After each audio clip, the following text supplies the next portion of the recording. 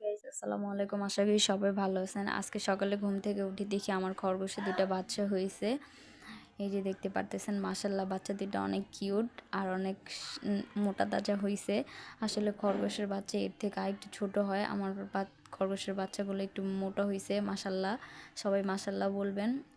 খরগোশটা অনেক আলাদা করে রাখছি, তাই খরগোশটা বারবার ছোটাছুটি করতেছে। আসলে মা তো মাই হয়, মায়ের সাথে কখনো কোনো কিছু তুলনা হয় না। যাই হোক, খরগোশটা আমি এখন গোসল করাবো, কারণ খরগোশটার শরীরে অনেক ময়লা।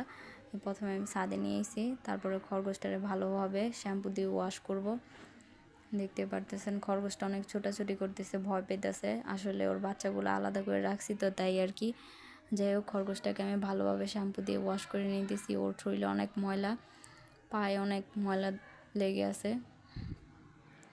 ছোটাছুটি করতেছে, শরীরটা অনেক ব্যথা আর কি, তাই এরকম করতেছে।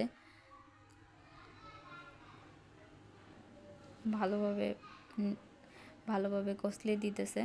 তারপরে পানি দেওয়ার টাইমে আর কি দৌড় দিয়ে চলে যেতে ছিল, আবার ধরে নিয়ে আসছে আর কি।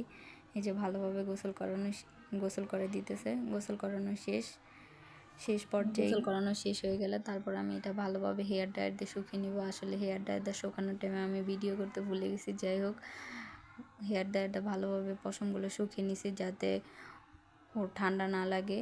আর ওর ঠান্ডা লাগলে সমস্যা, ওর বেবিদেরও করবে না। তারপরে শুকানোর পরে ওর বাচ্চাদের কাছে দিলাম। বাচ্চাদের দেখি খাওয়াইতেছে না, তারপরে দুইজনে ধরে ওর বাচ্চাগুলোকে খাওয়াই দিলাম।